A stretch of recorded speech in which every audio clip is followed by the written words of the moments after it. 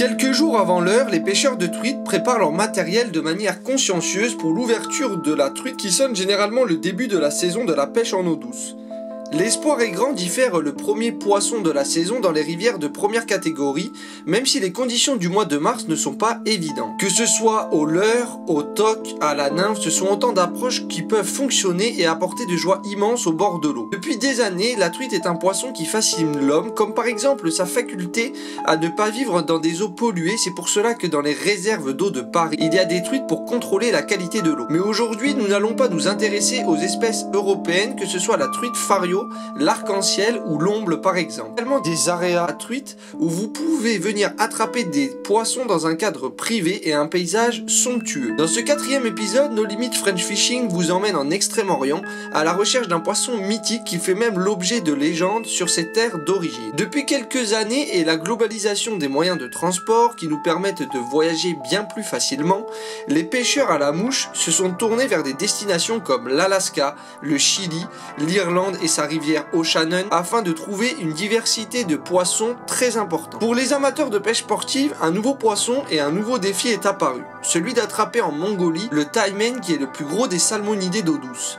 Ce défi peut devenir très attractif du fait du respect entre le pêcheur et le taimen qui est un poisson extrêmement féroce au combat, ce qui peut provoquer la décroche, la casse de votre ligne. Nous allons partir dans la capitale de la Mongolie, pays 3 fois plus grand que la France et peuplé de 2,5 millions d'habitants dont plus de 60% sont restés nomades. De culture bouddhiste tibétaine, le peuple mongol est accueillant, pacifique et aussi très respectueux de la nature. Ce pays fait partie des meilleures destinations au monde en termes de pêche et les amateurs viennent de loin pour profiter de plus de 4000 rivières et 30 lacs vierges et non pollués où les populations de poissons sont très saines. Les espèces que l'on trouve en Mongolie sont similaires à celles que l'on peut trouver en Europe mais elles sont beaucoup plus abondantes et avec des tailles bien supérieures. Parmi les espèces courantes, il est possible de pêcher en Mongolie le corégon sibérien, l'ombre de Sibérie, la truite lénoque, l'eau-moule et la perche. Le taimen est une légende dans le monde de la pêche en eau froide, que les gens de l'endroit l'appellent habituellement le loup des fleuves. Le taimen est la plus grande truite et elle arrive souvent à un poids compris entre 20 et 30 kg. Ce huchon asiatique, proche parent du huchon du Danube, s'en distingue notamment par des dimensions plus imposantes. Un taimen de taille moyenne mesure entre 75 cm et 1 m et pèse environ 5 kg. Au-dessus d'1 mètre, votre taimen constitue un trophée, sachant qu'il peut atteindre jusqu'à 1,50 m. Tenter d'attraper un taimen est un défi qui peut vite devenir addictif. Les taimens sont de féroces prédateurs, puissants et en haut de la chaîne alimentaire. Le poisson présente une morphologie des grands prédateurs avec sa tête légèrement aplatie qui n'est pas sans rappeler un peu celle du brochet dont les mâchoires sont armées de dents acérées. Le corps très élancé et tout comprimé latéralement présente une section presque circulaire. Son dos est brun, ses flancs argentés et cuivrés ponctués de noir. Les coloris de la robe s'avivent en période nuptiale et s'assombrissent tandis que les nageoires rougeâtres deviennent rouge-gris. Il s'agit d'un poisson de rivière et de lac qui effectue des migrations saisonnières dictées par l'instinct de reproduction et la nécessité d'hiberner. Ce déplacement serait d'amplitude variable selon les bassins. Ainsi, sur celui de la Kérine, par exemple, il effectuerait une migration de 250 km vers le cours supérieur de la rivière pour pondre à partir du lac Ulun. Il est certain que le taimen se déplace pour hiverner au moins dans les grandes fosses situées à l'aval des rivières et rejoint des secteurs situés beaucoup plus en amont au printemps, ce qui correspond mieux aux exigences de la fraie. Pour qu'il puisse se reproduire, il faut des fonds propres, de galets et du gravier balayé par de petits courants frais et bien oxygénés, dont la température ne doit pas dépasser 10 degrés. Des dépassements erratiques de plus faible amplitude sont également observés l'été selon l'importance des débits. Ce poisson acquiert sa maturité sexuelle à la vie de 4 à 6 ans quand il mesure de 30 à 40 cm. Une fois que les poissons sont présents sur la zone de frayère, la femelle du taimen creuse des sillons dans le lit de la rivière dans lequel elle dépose, selon les chiffres très précis d'une étude russe, entre 8375 à 25 380 œufs dont ce diamètre moyen est de 5,6 mm et qui a un cube en moyenne 45 jours environ. La taille et la vitesse de croissance sont très variables selon la capacité d'accueil des milieux. Le bassin du nord du pays étant considéré comme le plus productif, sur le Sélange, un adulte mesure 1,80 m pour 45 à 50 kg, tandis que sur l'Orkhon, le plus gros spécimen ne dépasse guère 1,60 m pour 40 kg. Un taimen de plus d'1 mètre peut être âgé de plus de 25 ans. Même dans les rivières les plus saines, leur population reste éparse et il est primordial de respecter ces animaux. Une avec le taimen est passionnante et sûrement le plus difficile que vous pouvez avoir avec un poisson d'eau douce. Les pêcheurs expérimentés peuvent en espérer en attraper 1 ou 2 par jour, même si ce poisson reste obstiné et très difficile à prendre. Le taimen est un prédateur opportuniste qui adapte son régime alimentaire selon les ressources offertes par le milieu et les saisons. Au stade juvénile, il mange surtout des insectes et divers invertébrés aquatiques. Puis il commence à privilégier des proies plus conséquentes et devient principalement piscivore. Truite lénoque et l'ombre font alors les fruits de son redoutable appétit, ainsi que de divers amphibiens et petits rongeurs qu'il guette au ras des bordures, en particulier la nuit. Ce poisson est considéré comme imprenable et peuple de nombreux fleuves dans la Sibérie orientale et au Moyen-Orient. Le taimen est un prédateur audacieux, fort et rapide qui attaque non seulement les poissons, mais également de nombreux autres animaux.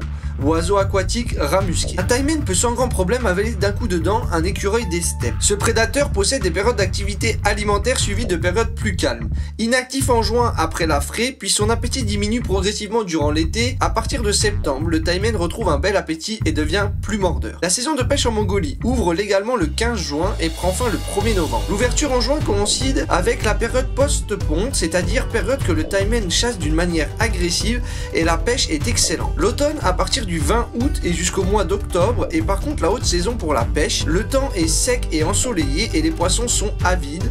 Ils migrent vers des eaux plus profondes avant la période de gel. Ce poisson a un caractère fantasque, capricieux, imprévisible. Il peut passer à un stade d'une véritable frénésie alimentaire à un stade d'apathie totale durant lesquels rien ne saurait le convaincre de mort. Les meilleurs spots se trouvent également dans les grandes fosses, situées sûrement au pied des falaises et dans les virages. Cela dit, les prédateurs abondent volontiers les profondeurs de ces vastes poules pour venir chasser dans le courant où ils sont moins sélectifs, ce qui vous fera penser à une pêche de truite classique, souvent à vue le long de bordures ou d'obstacles barrant la rivière. En ce qui concerne la technique utilisée, elle concernera essentiellement la pêche à la mouche à travers des streamers noirs et argent le jour, en forme de souris la nuit, ramenés lentement au ras des bordures, le long des tombants rocheux ou des blocs léchés par un fort coup. Le leurre est moins utilisé sur le taimen car il peut faire office d'épouvantail.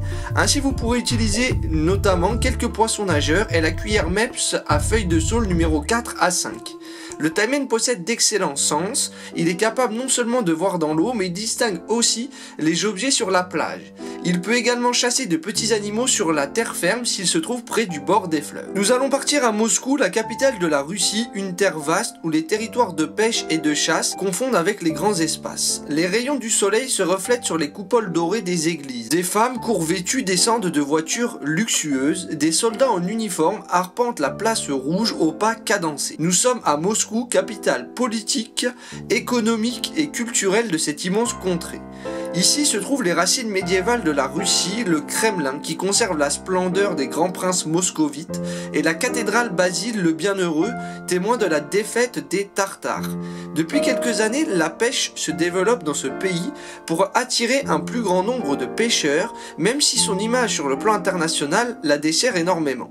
Sur les 4 espèces de taimen, seules 2 sont au nombre suffisant pour permettre la pêche au sein de ce pays qui détient le record ICFA. Le taimen Sakhaline est disponible pour la pêche sportive uniquement sur l'île russe de Sakhaline et dans le Primorsky Krai. La deuxième espèce est le taimen de Sibérie qui peut être pêché en Mongolie et dans presque toute la Sibérie.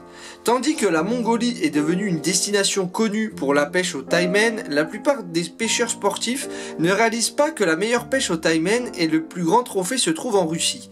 Les raisons en sont les suivantes. La Russie dispose de caractéristiques différentes comparées à la Mongolie. Elle dispose de fleuves qui ont différentes profondeurs permettant de se cacher dans de plus grandes profondeurs et qui ont des eaux plus fraîches durant les étés chauds. Ce poisson aime également les eaux avec des courants relativement rapides qui lui permettent de trouver l'oxygénation nécessaire. D'autre part, ces types de séjours sont habituellement organisés comme un voyage de rafting et de déplacement en hélicoptère. Ceci permet non seulement aux pêcheurs de pêcher d'endroits différents durant le voyage, mais donne également aux individus la possibilité de choisir différents segments des fleuves. Le taimen est un poisson sédentaire, une fois qu'il a trouvé son petit lac personnel, il reste dans cet endroit précis ou dans un endroit proche pour toute la saison. Il apprend vite toutes les techniques utilisées par les pêcheurs. Nous avons pu constater la multiplication de jolis clichés recensés sur les cours d'eau de la Russie. À travers ces cet épisode, nous sommes partis à la rencontre du taimen sur les bords d'un camp de pêche en Mongolie, qui est une destination réputée, pour ensuite partir à la rencontre d'une végétation différente et d'un pays riche de par sa culture, recélant des taimens records. Néanmoins, le taimen a fait l'objet de beaucoup de braconnage, il faut donc s'assurer à l'avenir de remettre tous ces poissons à l'eau. Merci d'avoir suivi cet épisode No Limit French Fishing.